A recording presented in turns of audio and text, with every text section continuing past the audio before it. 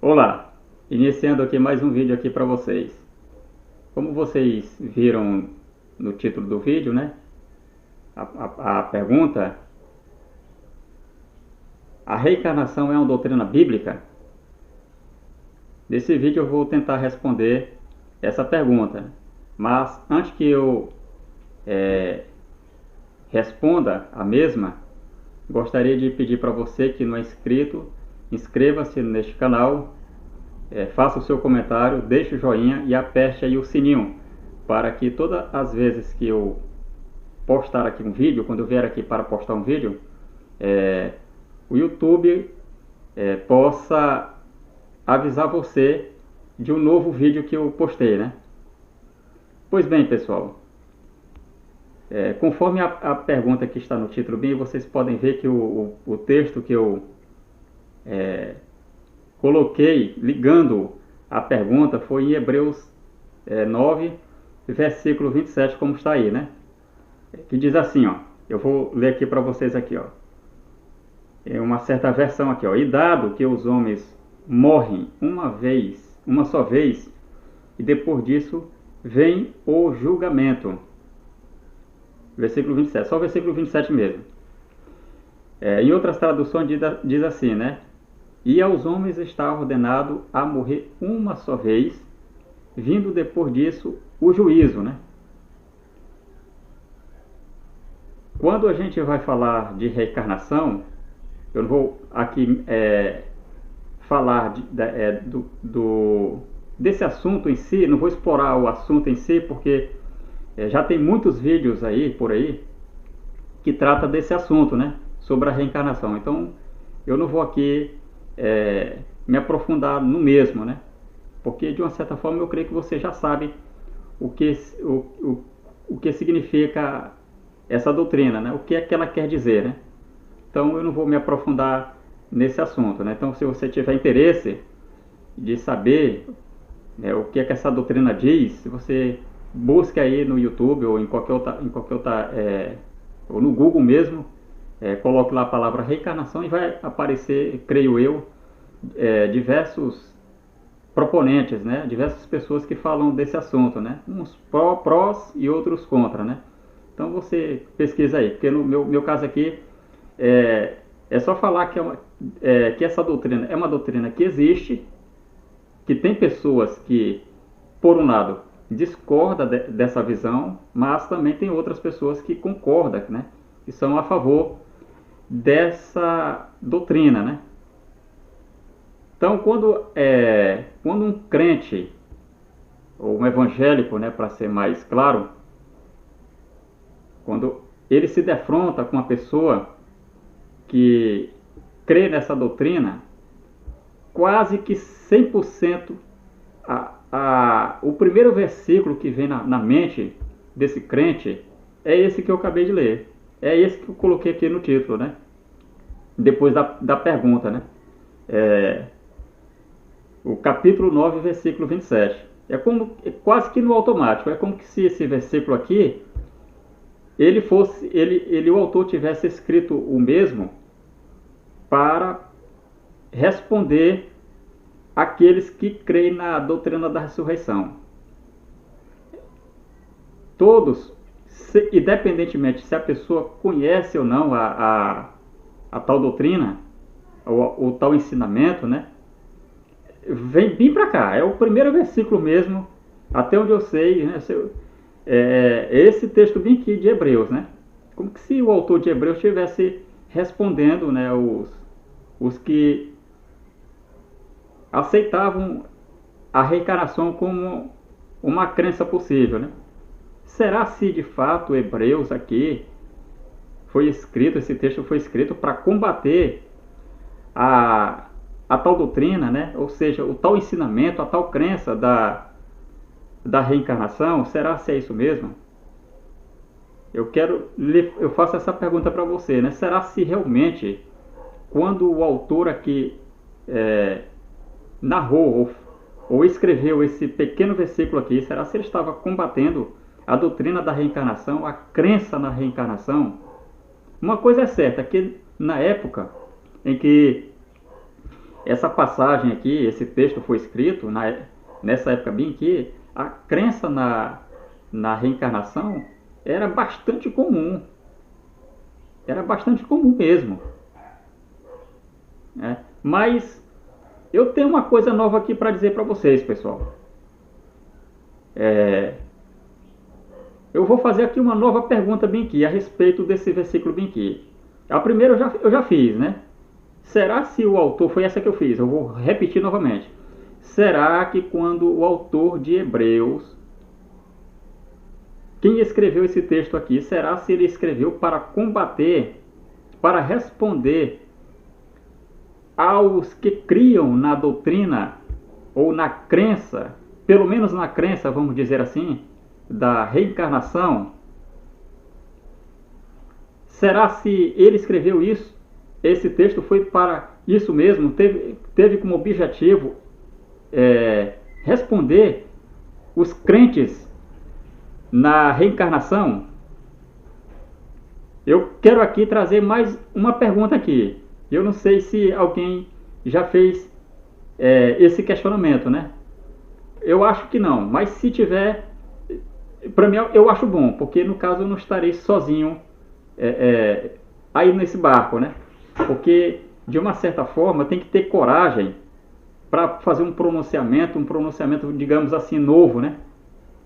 Que ninguém mais fez, né? Tipo sui generis. Então, tomara que essa pergunta que eu vou fazer aqui, tomara que ela já tenha sido levantada, né? É a seguinte: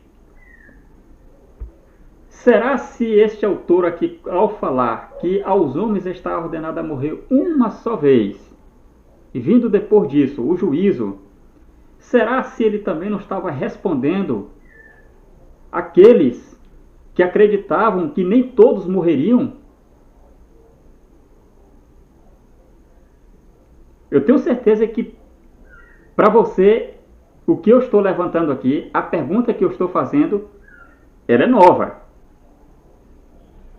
Porque veja bem, vamos aqui analisar alguns pontos aqui, né? Vamos aqui levantar alguns pontos aqui. O apóstolo Paulo, ele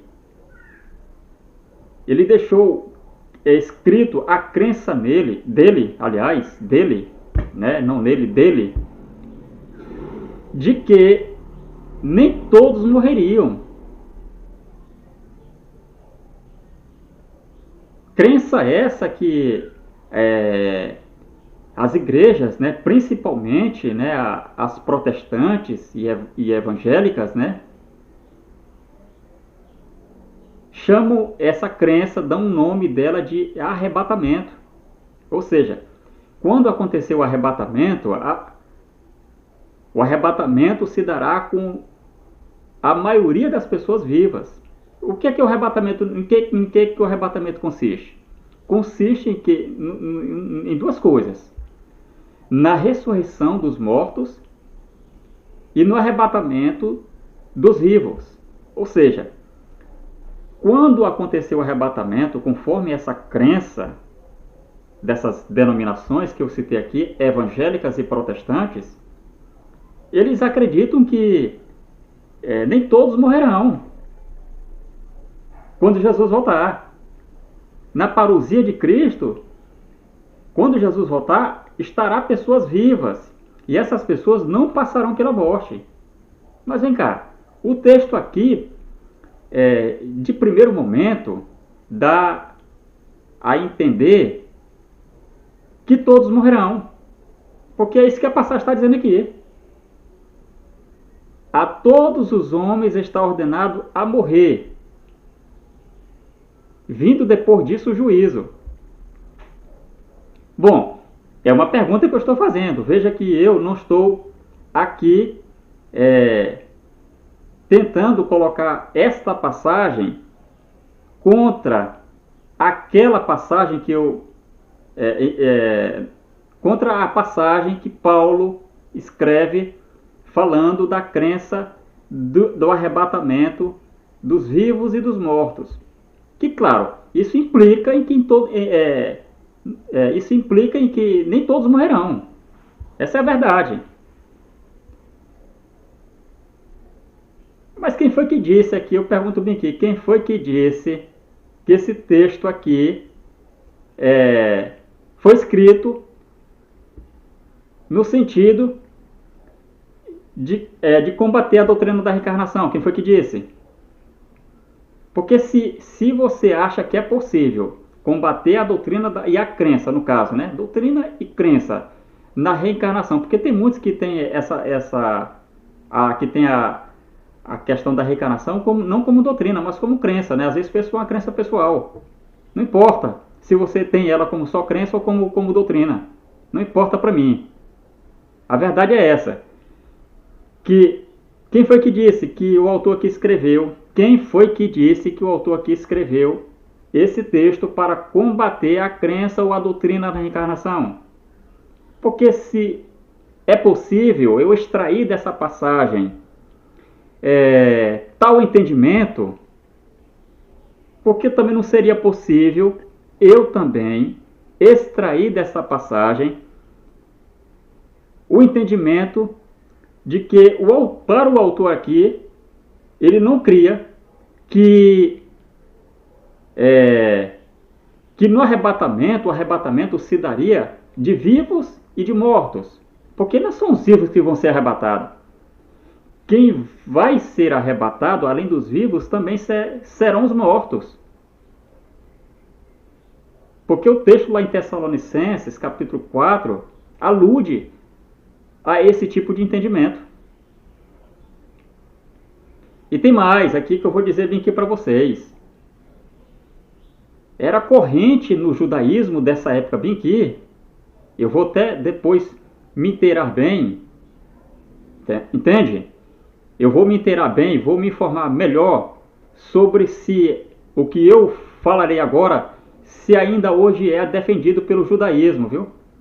Mas nessa época aqui, e muito antes dela, havia uma corrente de interpretação no judaísmo que dizia que todos tinham que morrer. Você sabia disso aí? E mais uma pergunta que surge. Será se o autor aqui não esteja se referindo, se reportando a tal crença?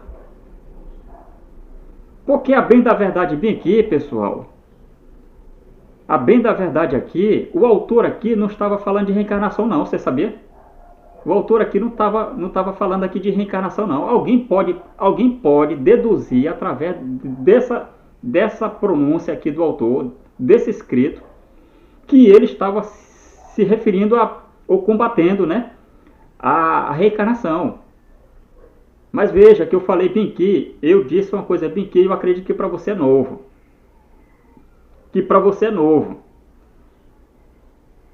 Que havia uma corrente, veja só, vou repetir novamente, palavra por palavra, para que a minha fala aqui não seja distorcida. Entende? Havia uma corrente, veja que eu estou sabendo o que eu estou dizendo aqui. Havia uma corrente no judaísmo que acreditava, que dizia o seguinte, que rezava o seguinte, que todos, absolutamente todos, teriam que morrer. Em outras palavras, a imortalidade de todos teria que vir via morte.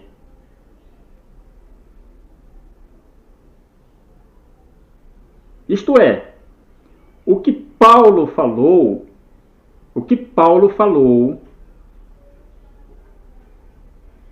era algo nesse sentido novo, viu? Porque Paulo vai dizer o seguinte, que nem todos morrerão, nem todos experimentarão a morte. Então, esse vídeo aqui, na verdade, foi só um vídeo de provocação. Apesar de que eu entendo que, de uma certa forma, eu já estou entrando na natureza deste canal. Eu já estou divergindo no caso. Porque, como eu disse, né, a minha pergunta, ela, de uma certa forma, ela requer uma divergência. Ela descamba na divergência. Que é a pergunta que eu fiz no começo. Estaria esse autor aqui de Hebreus, seja lá quem for ele, Barnabé, Paulo, Timóteo, não importa. O nome que você dá para esse autor aqui não vai fazer diferença, não vai fazer diferença nenhuma, não vai alterar nada do que eu estou dizendo aqui, descobrindo quem é o autor. E aliás, baseado nisso, fica quase que insustentável para aqueles que acreditam que não há desarmonia entre um autor e outro, sustentar que o autor aqui foi Paulo. Porque se Paulo disse que na volta do Messias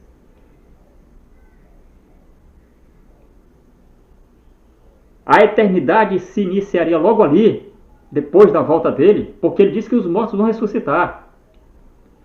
E os vivos, eles não morrerão mais. Porque, como eu disse, né? Pegue bem o que eu estou dizendo aqui, pessoal. Ó, eu sei que eu estou contribuindo com algo bem aqui.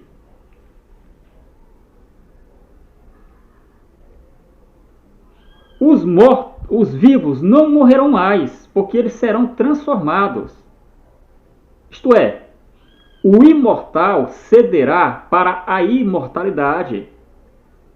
É isso que Paulo afirma lá em 1 Coríntios capítulo 15, os versos de 50 em diante. Não tem morte mais não, pessoal. Não tem. Essa que é a verdade.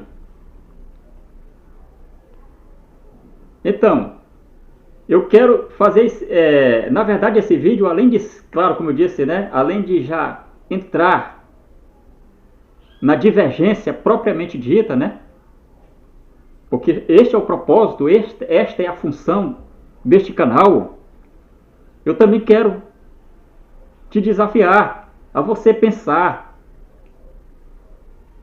Será se o autor aqui não estava aludindo esta crença bem aqui, de que todos vão ter que morrer e ressuscitar no fim? Isto é, a eternidade só acontecerá após todos morrerem. E claro, depois de todos ressuscitarem, porque já entra o processo da eternidade. Será se o autor aqui não estava aludindo a essa crença e não aludindo aqui e combatendo a crença na reencarnação? Porque veja bem, os judeus, os hebreus, um ou outro acreditava na reencarnação, pessoal.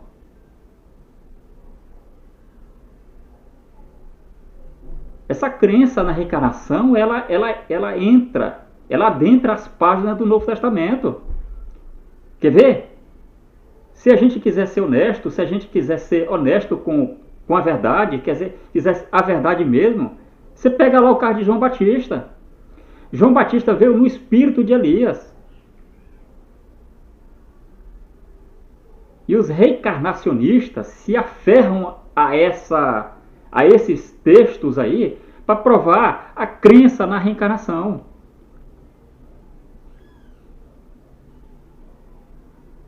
Porque a reencarnação é isso.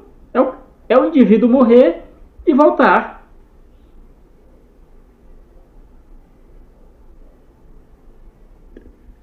Como eu disse, eu não vou entrar aqui no debate da reencarnação, do que é a reencarnação, porque tem muitos vídeos aí sobre essa questão bem aí.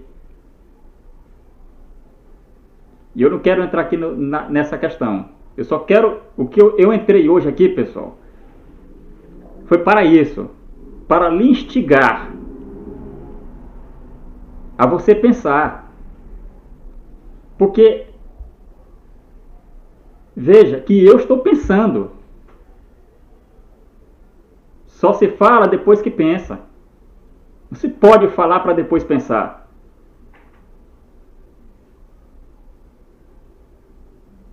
Então, fique com essa pergunta.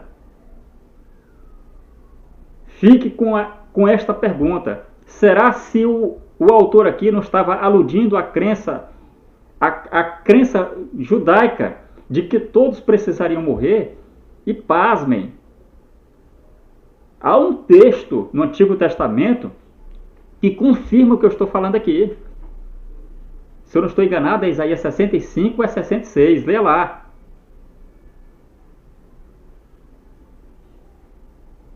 Se um jovem morrer com 100 anos, morrerá novo.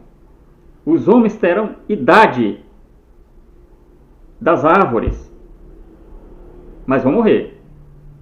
A verdade é essa. E essa crença lá que aparece lá em Isaías, como eu estou citando, pessoal, não ficou lá não. Eles veio trabalhando, eles veio preservando essa crença até os dias aqui desse autor.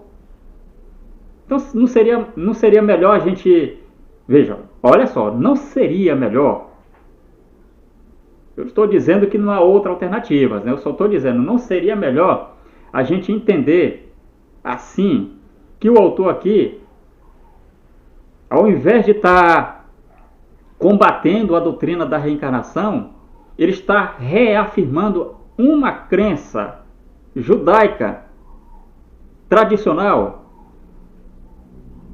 de que todo ser humano precisaria morrer.